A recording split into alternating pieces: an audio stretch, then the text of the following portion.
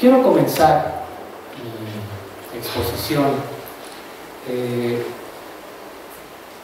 poniendo, ya que nos puso el reto de la cartografía, poniendo una cartografía mental por delante de los temas que me van a interesar o que me interesaron presentarles en el momento que preparé la exposición.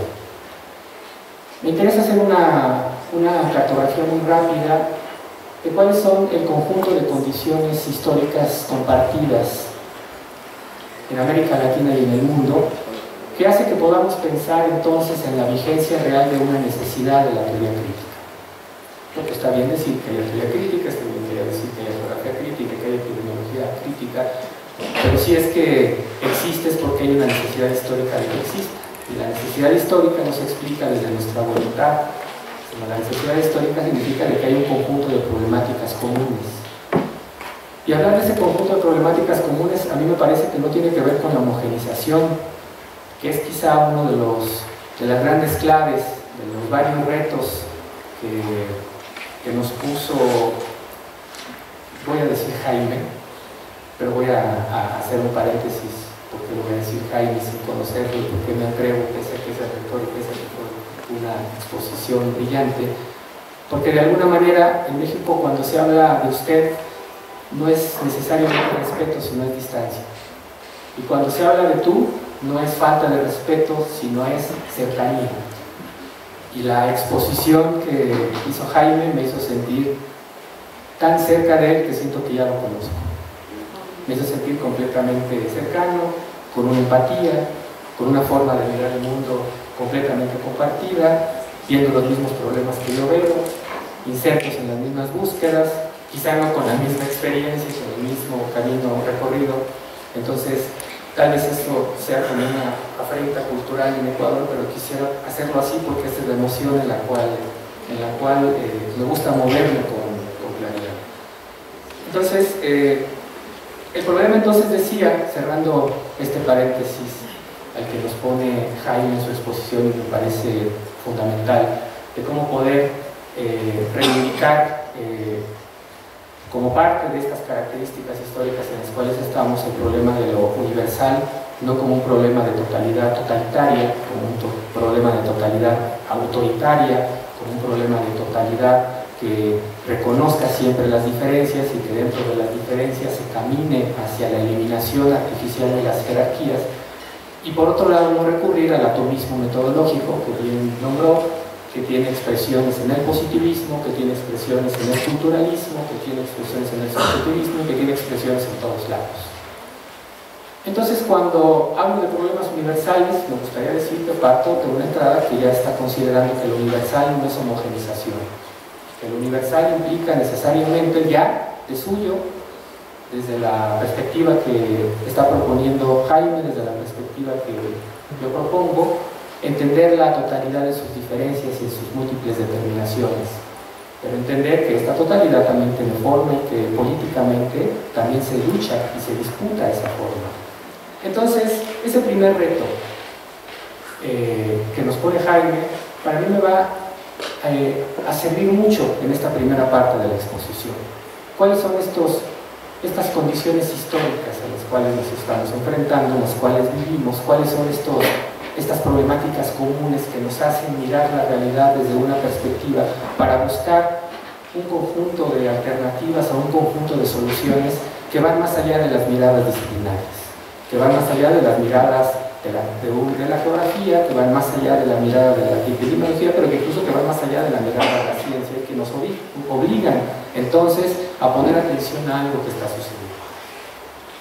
El segundo punto que quiero desarrollar de una manera muy rápida es cómo la geografía lo está trabajando, cómo la geografía lo ve, y de forma puntual cómo la geografía crítica ha venido enfrentando este conjunto de problemas, sabiendo que la geografía crítica de sí misma es una geografía sumamente diversa, es una geografía que tiene una gran riqueza, como prácticamente todas las perspectivas críticas que se han anidado en cada una de las disciplinas de la ciencia moderna.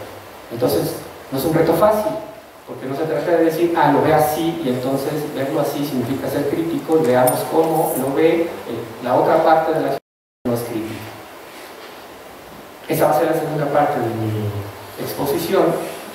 Y la última parte de mi exposición, que muy probablemente va a ser la más breve, porque pues no vengo a resolver el problema, sino vengo a construir, a poner, digamos, esta pregunta aquí en el Congreso, poner algunos elementos que me van a permitir fundamentar el convencimiento que tengo de que la geografía crítica todavía tiene muchísimo más que decir de lo que está diciendo. Pero para poderlo decir, necesita voltear a verse a sí mismo. Porque el problema no solo está afuera para poder decir más, sino el problema también está dentro. Y voy a hablar a nombre de la geografía, porque yo no me atrevo, porque no conozco hablar a nombre de la epidemiología, ni quizá de ninguna de las otras disciplinas, pero también con una cierta intuición de que es un problema al que se están enfrentando también el resto de las disciplinas críticas. Y tiene mucho que decir entonces, a propósito de otra de las provocaciones que nos hizo Jaime, tanto en el diálogo con las otras disciplinas, un momento fundamental, y que digamos es lo que nos compete a nosotros como comunidad particular, como en el ejercicio práctico de sus investigaciones y de su involucramiento político. Entonces, como tiene mucho más que decir, ese es mi convencimiento. En realidad solo voy a decir algunas ideas y solo voy a decir algunos de los aspectos que me parece que son primordiales, como por ejemplo el espacio cibernético. Quizá, muy probablemente sea algo sobre lo que también tiene mucho que decir la geografía, pero la geografía, la epidemiología, la economía, la sociología, la biología, la ciencia crítica en su conjunto no habla de sí misma solamente, sino que habla de la realidad. Entonces, tiene mucho que decir sobre el diálogo de la disciplina y tiene mucho que decir todavía sobre la realidad, sobre lo que no tenemos ningún derecho de propiedad exclusiva. Escuchando ahora la manera creativa en la que Jaime ha involucrado en la teoría del espacio, yo diría, entonces, que ya es parte de la epidemiología crítica. No es que esté aprendiendo solo de la geografía, sino ya hace parte de la epidemiología, y en la medida que nosotros tengamos la capacidad de incorporar los principios de la epidemiología, y no solamente los principios, sino los intereses, los métodos, etcétera, y vamos a enriquecer algo que no existía solito ni en la geografía ni en la epidemiología, sino que sea una cosa nueva, pues entonces también nos habremos incorporado y constituido también junto con la epidemiología. Estos son los tres momentos. Que desde la perspectiva de la lógica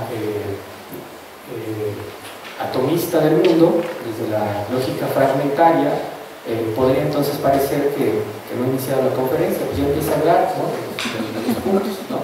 Entonces es parte también del método, o sea, no estamos hablando de las partes, sino ya estamos en del cuerpo conjunto que está moviendo esta conferencia, del cuerpo que está dirigiendo de alguna manera el interés de mi práctica crítica específica dentro de la geografía, y el interés que tengo también en establecer estos puentes a los que nos hemos estado refiriendo. Y voy a comenzar entonces con el primer punto. Si algo tiene en común la geografía crítica y la ciencia crítica, más allá de la pluralidad que podamos o no reconocer en ella, es su preocupación por el presente. Su preocupación por el presente y, digamos, su forma peculiar en la cual vive el presente. O sea, su preocupación por el presente para el futuro. Su preocupación por el presente para, de alguna manera, transformar este presente y llevarlo a una condición distinta. Ahí podemos decir, digamos, que se constituye un primer punto en común dentro de la geografía crítica, dentro de las ciencias críticas. Un primer punto en común que además en América Latina y en las regiones, digamos, donde se está reivindicando de manera profunda los distintos mirares, no como los no científicos, sino disputando también formas de cientificidad más allá de la forma establecida, pues adquiere más complejidad, justo por el reconocimiento no solo de la multidisciplina, sino de la multiculturalidad al interior de las disciplinas y al interior de la ciencia. Este problema nos pone retos, y nos pone retos muy importantes también, que no están dados por una mera condición lógica de posibilidad, sino nos pone retos que solamente podemos identificar cuando discutimos de manera puntual cuál es esta forma de la plural de la geografía crítica. Y la geografía crítica, entonces, lo que está viendo es el presente. Y en el presente, la crisis multidimensional, esta tremenda crisis que es global y que se diferencia localmente en muchísimas formas, que podemos hablar de la crisis ambiental, de la crisis de agotamiento de recursos naturales, de la crisis energética, de la crisis urbana, el crecimiento desmedido de las ciudades, de la crisis de la salud en términos estrictamente corporales. Pues son aspectos que tal vez en su especificidad sean completamente novedosos. Pero la complejidad del presente no es nada más lo novedoso, y ese es el problema. Y ahí va a ser, digamos, uno de los primeros retos. Esos son los aspectos novedosos del presente, lo que de repente llegan y nos cegan y nos quitan el aliento e impiden realmente que vivamos de una forma normal, salvo que nos hagamos completamente digamos, lo que no nos damos cuenta que es lo que tenemos enfrente. Pero hay muchos otros procesos vigentes que no tienen 5 años, que no tienen 40 años. Poniendo, por ejemplo, la emergencia del neoliberalismo, la etapa actual que se vive de la acumulación de capital en el planeta, que tienen una profundidad histórica muchísimo mayor y que a veces dejamos de ver, porque no son novedosos, porque no tienen el reflector, pero que a lo mejor hasta pueden estar jugando en términos de jerarquía de esta unidad histórica, de la manera en la cual se están determinando, de una manera tan profunda que hasta pueden ser quizá más importantes o no. No venimos, digamos, a hacer esa evaluación. Estos procesos que, aunque tienen una profundidad histórica tremenda, siguen vigentes, pero que si no los vemos, no es solo porque no hayamos prestado atención, sino porque quizás están tan normalizados en nuestra práctica, en nuestra vida cotidiana, no solo como científicos, sino en nuestra vida cotidiana general, como ciudadanos, como ustedes quieran definirse, que ya ni nos damos cuenta que están. A mí me preocupa más en este momento ver esos que ver los que todo el mundo ya vemos. Entonces quizá la geografía crítica empieza, digamos, como a detonar también como en puntos en los que ya no necesariamente podemos encontrar convergencias que enriquezcan. Entonces, bueno, habíamos dicho el problema del medio ambiente, el problema del agotamiento de recursos, el problema de la destrucción material de condiciones de reproducción social, el problema del cuerpo, pues es también destrucción de socialidades, destrucción de lo que algunos antropólogos llaman sociobiodiversidad, destrucción de formas de organización política, o sea, no estoy hablando ya de cuestiones estrictamente materiales, sino de formas prácticas, de formas de organización cultural. También hay destrucción de eso. Pero también lo están viendo. Sí, pero la destrucción de la socialidad se viene dando desde que emerge el capitalismo como el capitalismo colonial en América Latina. ¿Y cómo se está dando? Ya no lo vemos, porque como viene una transnacional y destruye inmediatamente el medio ambiente, ya no vemos cómo, por ejemplo, en un proceso de trabajo también se destruye. Pero como es el proceso de trabajo, como todos tenemos que ir a trabajar, como está normalizado, ese ya no es un problema.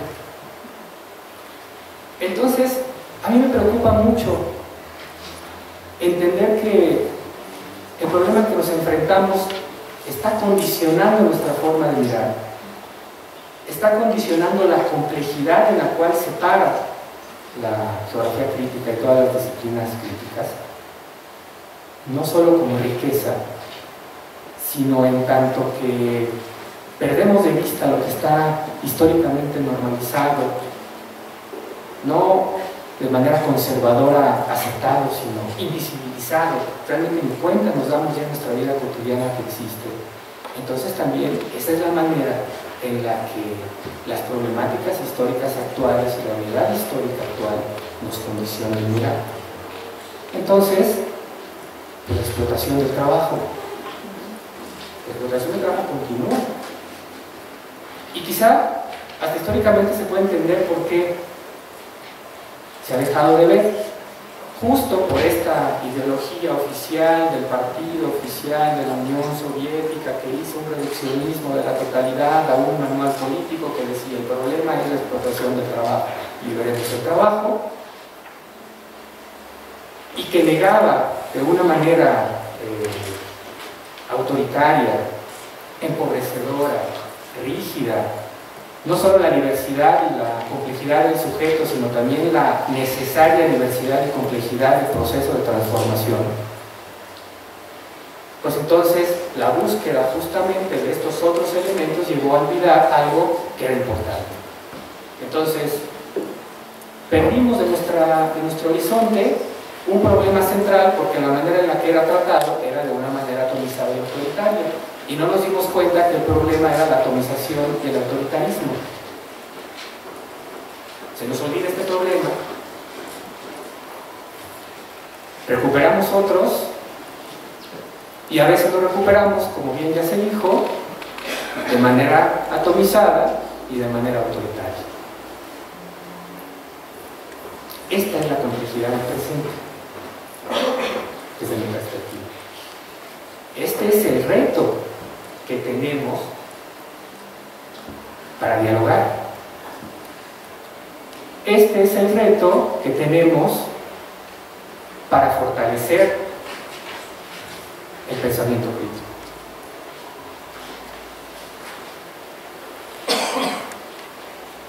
En México,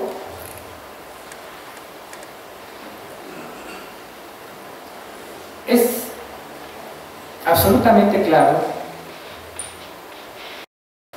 cómo los problemas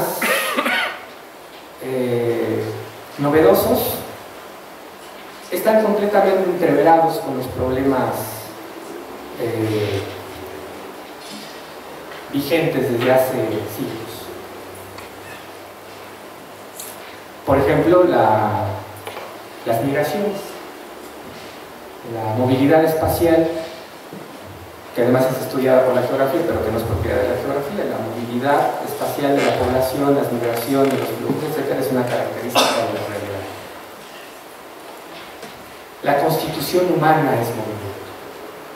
La teoría clásica y muchas otras teorías que explican la emergencia histórica del humano no la explica como un ser sedentario, sino un movimiento.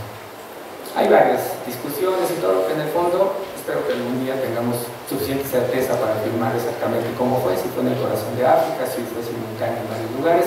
En realidad no importa para lo que quiero decir. El problema de las migraciones forzadas que se dio durante toda la colonia, movilidad de fuerza de trabajo, mano de obra indígena, mano de obra esclava, más de 150 millones de muertos entre indígenas o indios, como decimos en México, y poblaciones que nosotros de manera homogenizante llamamos negras, cuando la diversidad cultural del corazón de África es mayor que la mesoamericana y la andina juntas, pero decimos negros. También estamos homogeneizados. utilizando algo que su diversidad es tremenda, y luego cuando llega se combina. El propio proceso, digamos, de constitución de los centros urbanos de la América colonial, que implicó movilización forzosa de poblaciones. Y ya digamos, para no hacer la reconstrucción histórica, porque no me interesa eso, no es el punto, los flujos de migratorios tremendos que existen con el neoliberalismo, que en México con toda claridad implicaron un vaciamiento sistemático del campo, un crecimiento desmedido de las ciudades y la principal población migrante del mundo que de México llega a Estados Unidos. Más de 1,5 veces toda la población de Ecuador solo es la población de México migrante a Estados Unidos en las últimas décadas.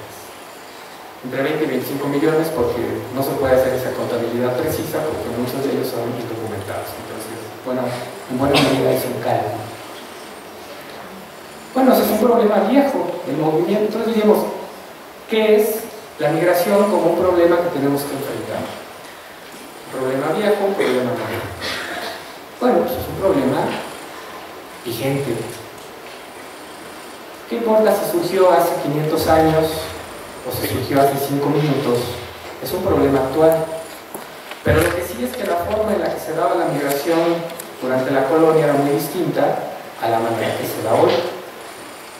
Porque hoy la migración en México, no les voy a contar porque aquí no se trata de hacer historias de terror, escapa a la imaginación de todos nosotros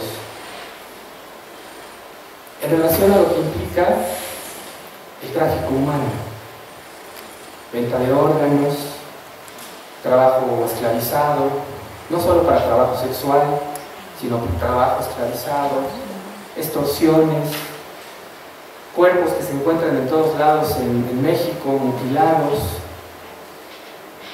de mujeres, hombres y niños.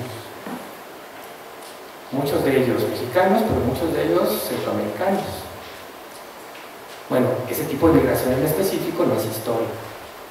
Es muy específico. Es un problema nuevo, pero no es porque acaba de llegar, sino porque es una complejidad que se está mostrando sobre un proceso que está ahí y que solo lo podemos ver justo si brincamos la perspectiva atomizante de la realidad.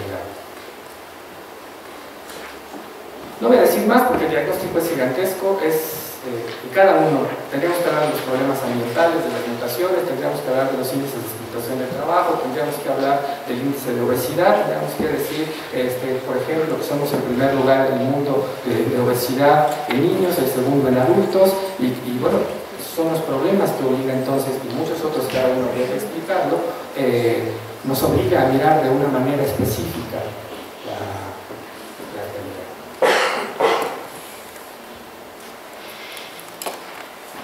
Esto especifica la geografía crítica, especifica el sentido de mirar de la geografía crítica y pone los retos que empecé a identificar. Retos de cómo se mira, de cómo se entiende, de qué se mira y de qué no se mira. Uno de los marxistas vivos que todavía dan clases por ahí por la Universidad de Adolfo Gili, tal vez alguno de ustedes lo conozca, dice en sus clases: compañeros, la realidad y en la política es tan importante lo que se dice como lo que no se dice. Hay que aprender a escuchar lo que no se dice, hay que aprender a escuchar lo que no se ve, pero no solo del político que nos está manipulando, sino lo que no vemos nosotros. Y el tema es que tan importante es lo que vemos como lo que no vemos. Entonces, en esto constituyen los retos que quisiera plantear. No me va a dar tiempo para terminar en una hora, pero voy a esforzarme. ¿Cómo se coloca la geografía entonces? Segundo punto. Ya hice un diagnóstico, pero no es un diagnóstico de un listado de los problemas que tenemos, sino empezar a ver cómo este diagnóstico está condicionando el interés, el mirar y el no mirar.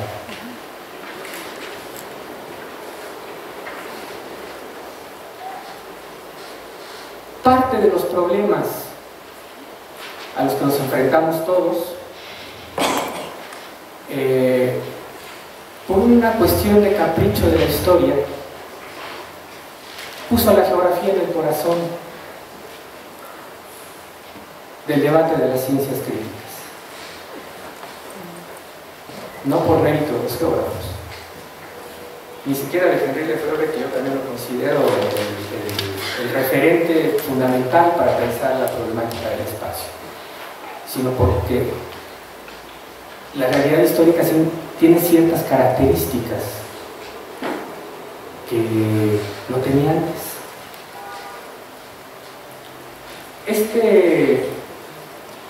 Estos problemas, esta coincidencia histórica,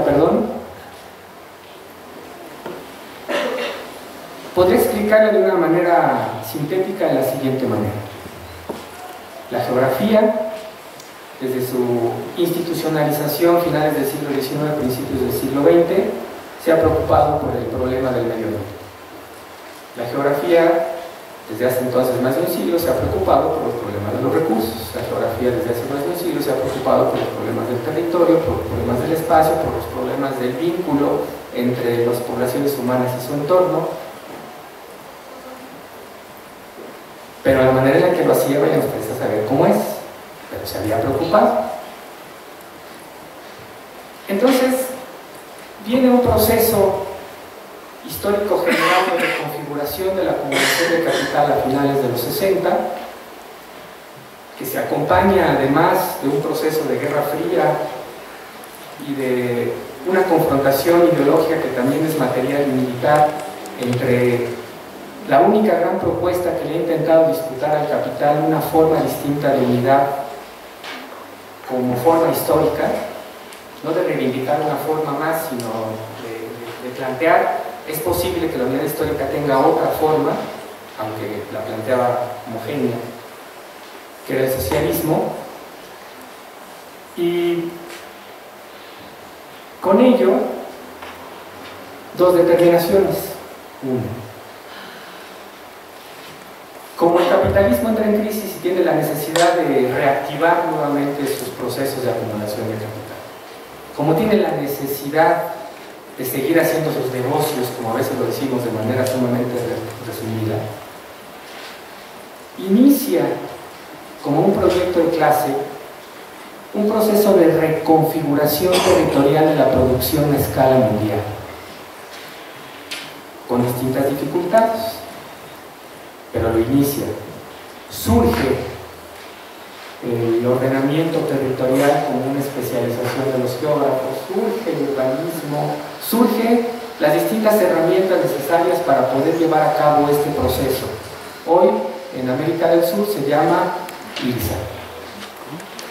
¿Cómo reorganizamos y cómo conectamos el espacio para poder reactivar los procesos de acumulación de capital? Eso, cuando se ve localmente en cada uno de los fragmentos donde se va modificando la estructura territorial de la producción mundial, pues en algunos lugares, vamos a utilizar la palabra de Milton Santos para decirlo rápidamente, se genera luz y en otro lugar se genera opacidad. Los lugares de luz y los lugares de opacidad, es una metáfora, no lo está reduciendo, sino está construyendo una metáfora para que lo explique de manera rápida. ¿Qué quiere decir? Lugares donde efectivamente el capitalismo está resolviendo el problema de la acumulación de capital, y los lugares a donde las consecuencias de este proceso de acumulación de capital se viven, siguiendo el mismo ejemplo de la epidemiología, digamos, para hacer un pequeñito esfuerzo de diálogo, las excreciones de este proyecto. Bueno, esas excreciones, estos puntos opacos, estos puntos que no es que el capital no haya volteado a ver, sino que su función es justamente ser el receptáculo de la excreción, o ser la excreción misma, pues son los lugares a donde se está registrando el despojo, son los lugares a donde se está destruyendo la salud, son los lugares a donde se está destruyendo el medio ambiente. Entonces, este es un problema que surge como una problemática que enfrenta la geografía, que viene de la tradición de la geografía desde hace más de un siglo, y que entonces de repente, pues, ¿quién estudia el problema del medio ambiente? ¿Quién estudia el problema de la relación? ¿Quién estudia el problema de la... O sea, todo lo que les dije, pues los geógrafos, entonces nos voltean a ver el conjunto de las disciplinas y dicen, ustedes son los que lo han estudiado. Sí, pero mira, sí, sí estudia. Y a lo mejor así pues, no nos está dando las respuestas que estamos buscando, porque una cosa es el tema, es como lo veo, y otra es para qué lo veo, y otra es las herramientas con las que lo veo.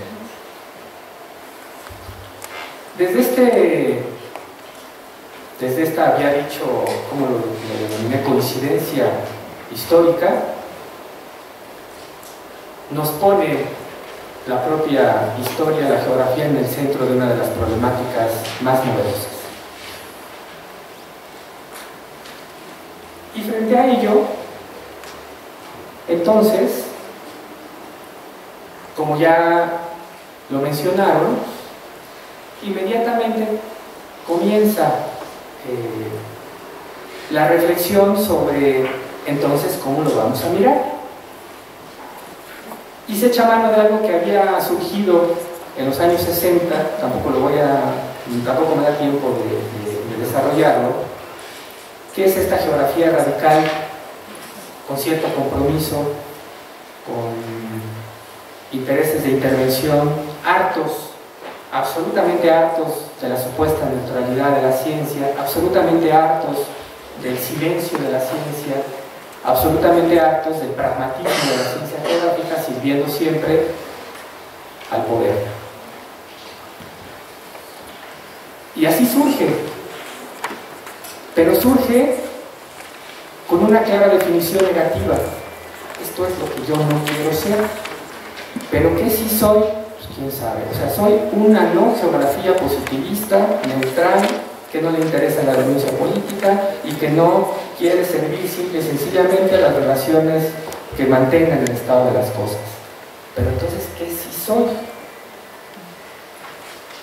Voy a decir una tesis que me va a costar trabajo fundamentar en tan poco tiempo que me queda. Pues la geografía crítica sigue existiendo 50 años después. Esa es la vigencia histórica de la geografía crítica. Sigue teniendo una clara definición negativa o reactiva, como dice la psicología, según no mi papá, ¿no? Cuando soy adolescente, ¿no?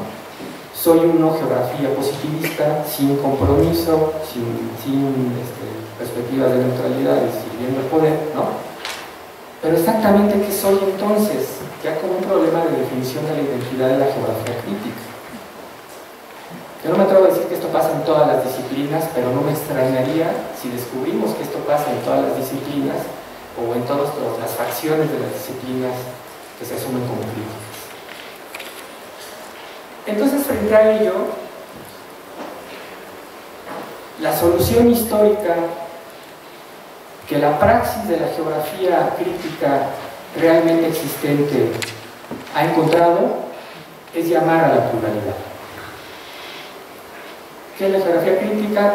Somos una pluralidad de perspectivas, en ello consiste nuestra riqueza, en ello consiste nuestra forma múltiple de ver el mundo, en ello consiste las formas en las cuales podemos incidir en el mundo.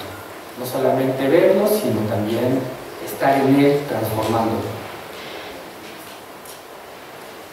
El problema de esta forma de pluralidad, eso quiere decir que hay otras formas de pluralidad posible. O sea, no es en contra de la pluralidad.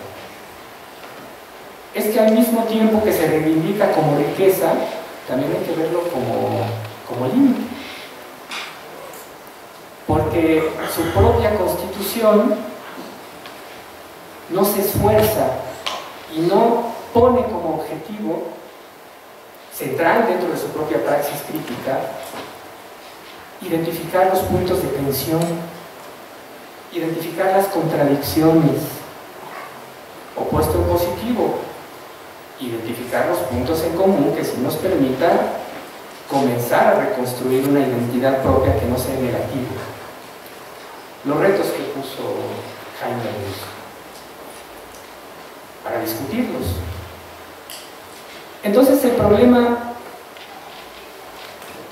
yo lo podría resumir de una manera simple. La situación actual de la geografía crítica es caótica. La pluralidad de la crítica es caótica. El caos no es sinónimo a la pluralidad. Entonces, la forma de pluralidad también es un proceso político que nosotros tenemos que construir, que nosotros construimos, así se ha construido hasta ahora. O sea, no es que alguien venga a resolverlo.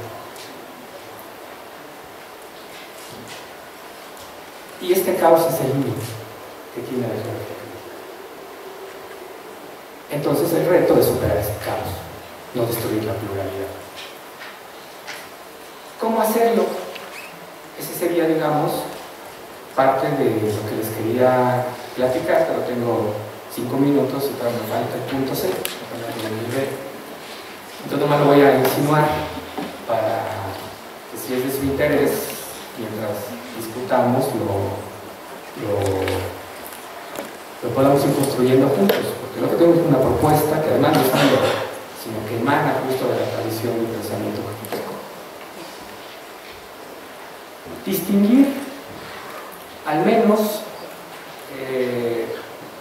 3 formas, con suficiente claridad, 3 formas de vigencia de la criticidad. 3 formas de vigencia que son al mismo tiempo 3 planos distintos posibles de práctica de la criticidad, que no necesariamente están contrapuestas. Y si queremos, como reto que asumamos políticamente al interior de nuestras comunidades, 3 momentos indispensables de constitución del desarrollo de la geografía crítica. No es una máxima, es una decisión política que además se tiene que trabajar. El primero es el que yo creo que es el que es históricamente más común, que tiene que ver con el principio de cómo nos paramos frente al mundo, cuál es nuestra posición ética frente a los sistemas que estamos mirando. Vamos a decir así, como yo le llamo el principio ético, que sería el lugar y el sentido desde el que miramos. El segundo tiene que ver con el grueso de la propuesta de las escuelas de Francia, porque también ellas son diversas y también se vieron con este problema, al grado de que algunos dicen que traicionaron el marxismo, otros no, pero bueno, ahí las historias de las traiciones por ahora quedan para las telenovelas mexicanas, ¿no? Que tiene que ver, ¿no?, con lo que miramos y el sentido con el que lo miramos, sino con la forma en la que la miramos. Entonces el problema propiamente epistemológico, las herramientas con las cuales justamente estamos construyendo ese mirar. Y finalmente, y el que yo pensaría genera más oposición en el momento histórico, al menos en América Latina, el principio político de intervención. No solamente desde dónde miro, no solamente cómo miro, sino ahora para qué miro. El principio político de transformación, o la palabra más potente, pero que ahora ya nos gusta mucho usar, el principio revolucionario de la ciencia crítica. Y que puede revolucionar el mundo, pero que también puede revolucionar la propia disciplina, su propia forma de mirar y su propia forma de pararse como parte del mundo. Todo el tiempo escuchamos las críticas de los que a los que nos interesan este tipo de temáticas es que ustedes no piensan en la realidad, ustedes están en la filosofía, porque la realidad está allá y la realidad exige que intervengas. Bueno, pues es que también es la realidad, la forma en la que pensamos, la forma en la que nos paramos y la elaboración de los propios instrumentos para mirar mejor e incluso dentro de la racionalidad instrumental para que sean más efectivos, no necesariamente se resuelven solo directamente involucrados en procesos políticos. La apuesta entonces, insisto, no es una máxima, sino tiene que ver con asumirlo como un reto y entonces una construcción política de nuestra propia práctica científica.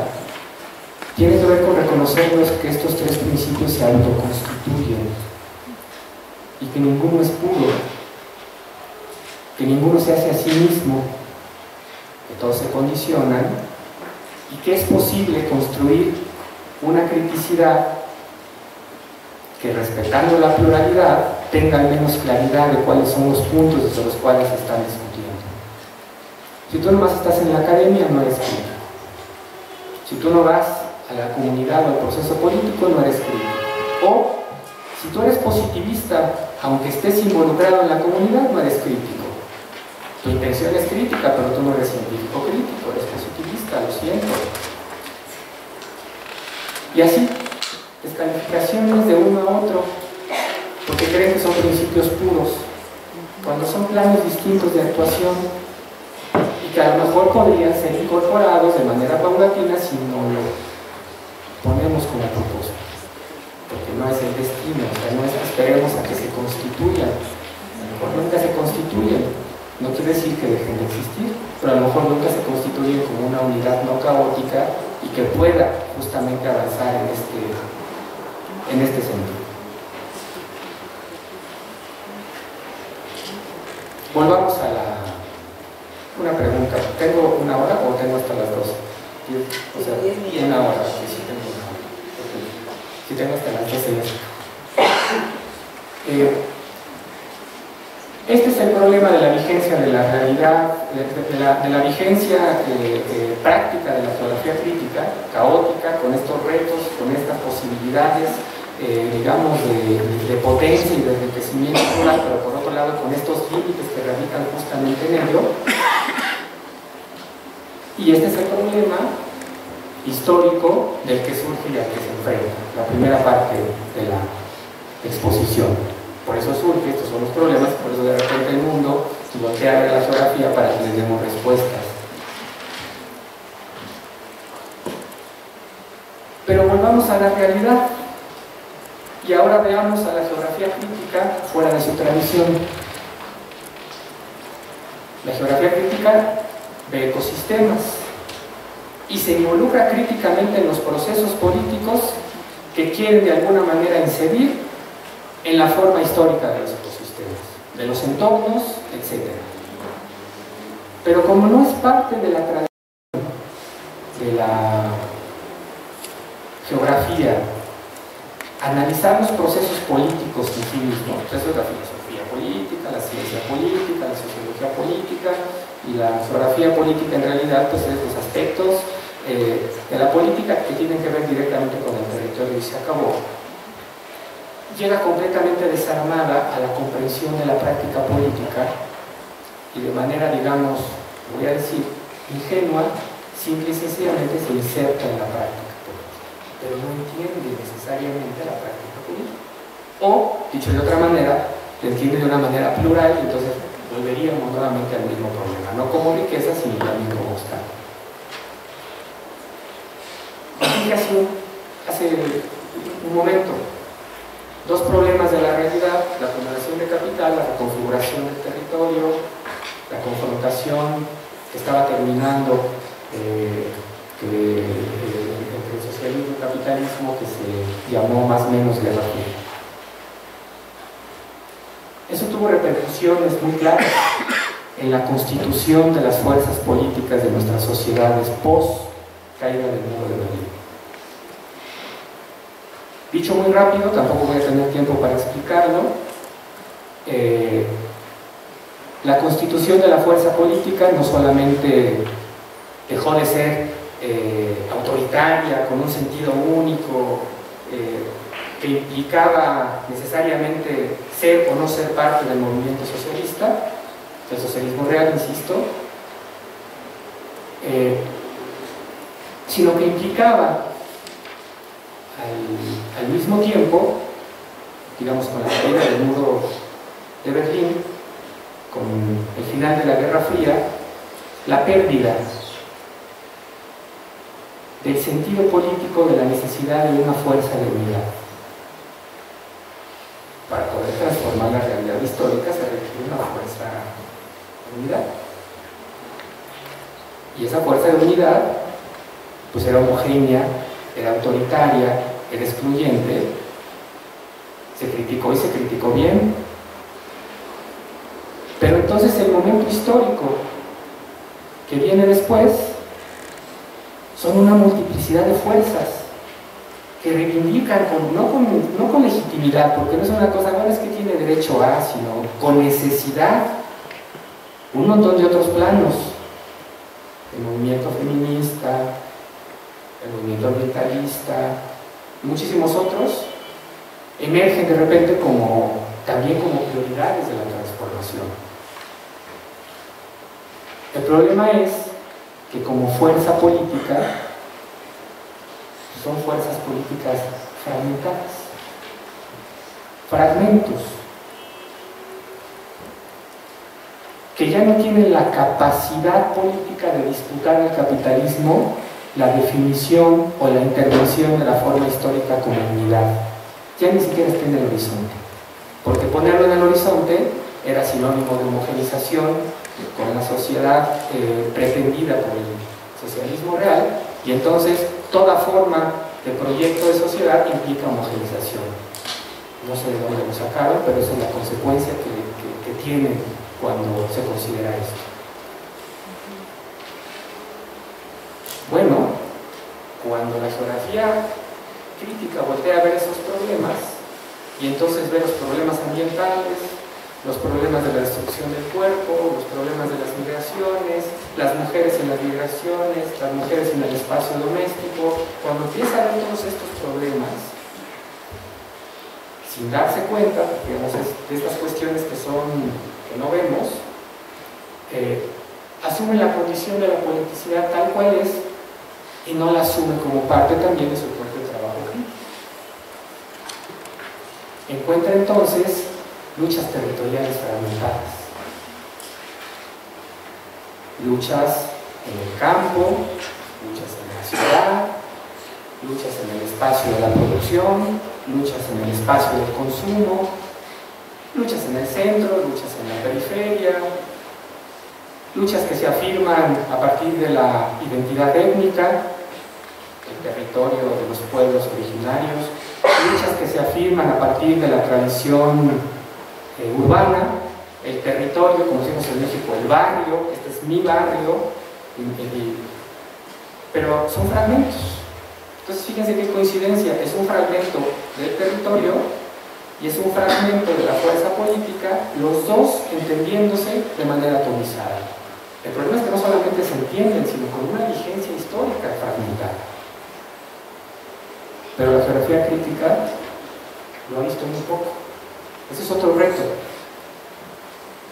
Somos solamente un instrumento para entender cuáles son las problemáticas de la fuerza política en la cual nos metemos y ya, pero involucrarnos en la explicación de esa fuerza política mejor no, o también. Entonces, esa es otra condicionante total. Bueno, afortunadamente se respondió rápidamente al fin de la historia y al fin de la geografía. Al menos desde la geografía, sino no hay fin de la geografía. Hay territorios y nuevas territorialidades.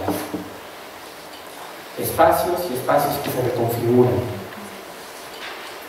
Pero ¿cómo estamos entendiendo esa reconfiguración?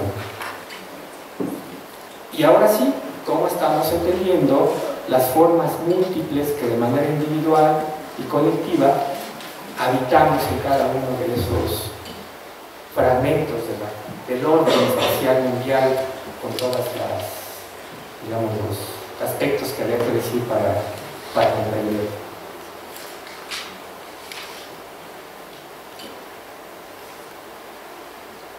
Voy a concluir de una manera forzada. Todo está un poco forzado. Voy a concluir de una manera forzada el argumento. Ya estoy sobre el tiempo, ya ni siquiera tienes que sacarlo, ya sé que son los 10 minutos. De la manera más simple que se me ocurre. En lugar de responderle a Jorge, voy a poner otro listado de las cosas que a mí me parece que sería importante que tendríamos que comenzar a trabajar. El primero tiene que ver hasta dónde estamos entendiendo esta reconfiguración del capital y entonces hasta dónde estamos entendiendo las determinaciones estructurales. Y hasta dónde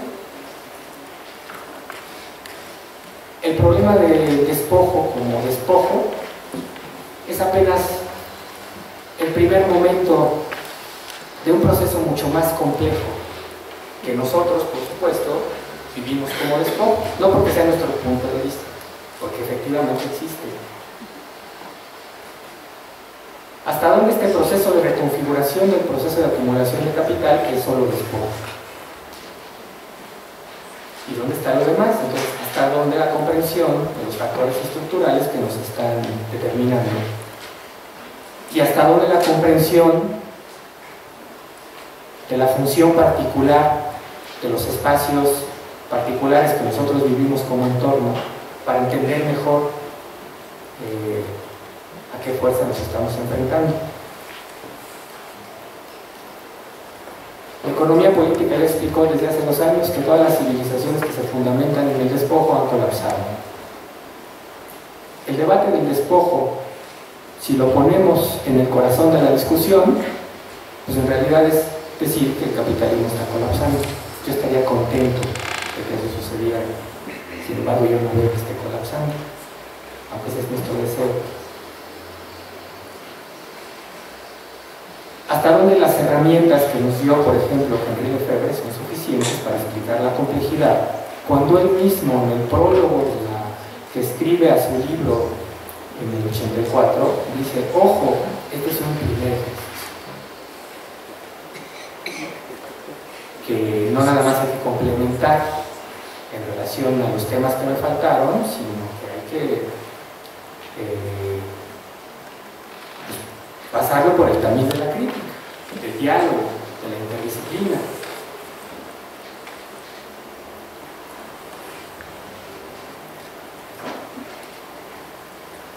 Este ya no lo voy a explicar, solo lo voy a decir porque no es un problema de la epidemiología ni de la geografía.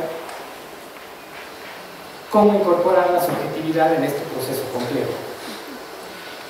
Sin recurrir al culturalismo. Es la misma pregunta que está exigiendo la realidad.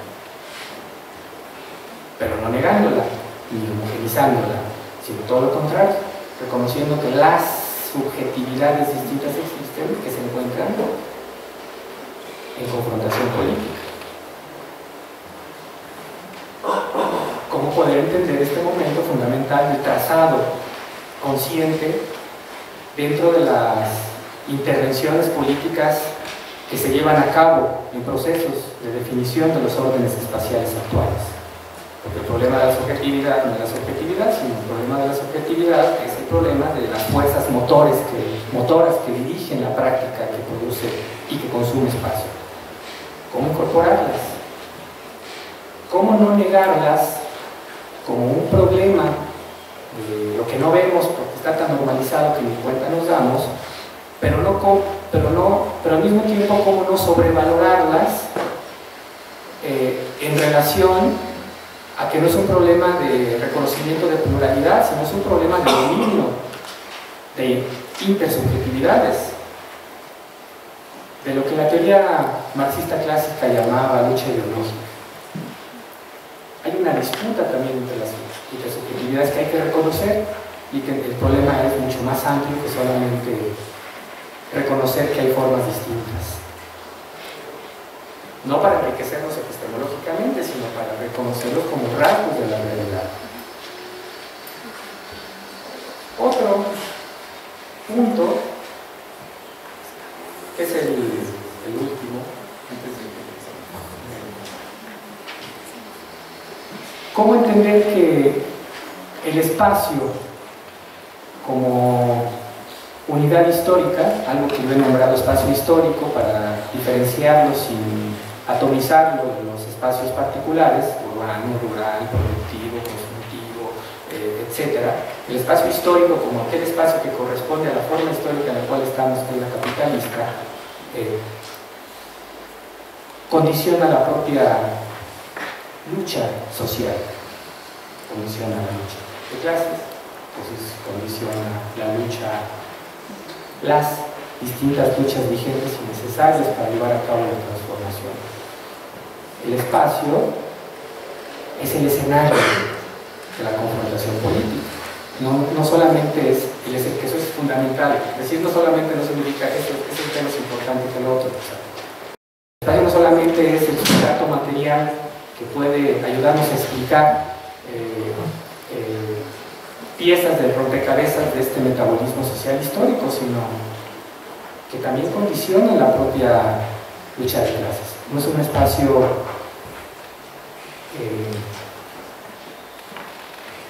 vacío, no es un espacio homogéneo, es un espacio que está condicionando, pero además en su heterogeneidad es un espacio que está condicionando de forma distinta.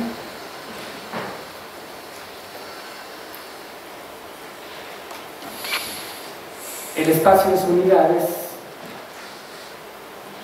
el campo de fuerzas político de toda la sociedad,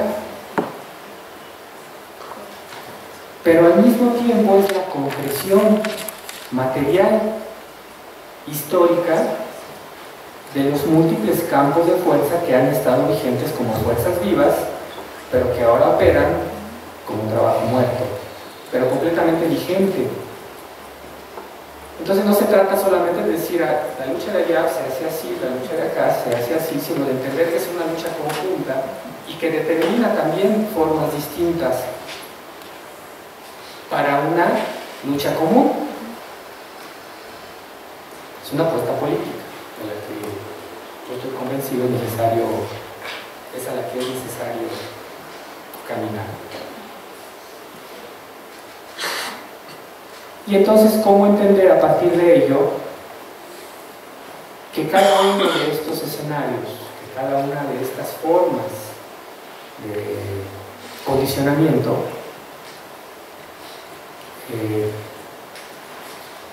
presenta potencialidades distintas? La posibilidad de las fisuras políticas que se les puede imprimir al capitalismo, la posibilidad de decir, por aquí le pegamos cuando le dedicamos una tradición, por aquí le pegamos cuando esto, por aquí le pegamos porque este fragmento del espacio en específico así lo posibilita, pero de suyo también como condición puede alimentar el futuro del propio capitalismo. El problema de la negatividad del discurso político. Y con eso cierro. Que finalmente es la propuesta política que Enrique Lefebvre es mía. Que ya es mía, tanto que la asumo y puede ser de todos, porque no es un problema de propiedad individual. ¿Hasta dónde entonces la construcción o la edificación política de una forma de sociedad distinta que incorpore las otras formas, no heterogénea, requiere también de un proyecto de espacio histórico que no va a resultar de un mero accidente, de una nueva forma de articulación, de interconexión entre los distintos espacios particulares, pero que no emane de los planes de desarrollo que vienen del positivismo, pero que es necesario. ¿Hasta dónde poder dirigir esa potencia? Dice Henri Lefebvre, ¿hasta dónde la negatividad del espacio histórico capitalista puede permitirnos? Está latente ya como una posibilidad de construcción de otra espacialidad, pero que no puede salir de otro lugar. Quien explica la negatividad más bonito así de todos los que he conocido no es la escuela de Frankfurt, no es Adorno, que es el que desarrolla el problema de la negatividad con profundidad desde Hegel, por supuesto, sino es Eduardo Galeano, un sociólogo, literato latinoamericano. ¿Qué es la negatividad? Es entender que la realidad está embarazada del futuro. O sea, ya está presente el futuro, ya está presente el futuro. Ya está el futuro en el presente. Esto que van a hacer, quién sabe qué sea. La negatividad no es lo que niega el capitalismo. La negatividad es la potencia que el presente tiene para construir futuro. Pero está negado todavía porque no es futuro, es presente. ¿Qué vamos a hacer con ese futuro? Entonces Henri Lefebvre dice, ese futuro debe de incluir un proyecto de espacio. Muchas gracias.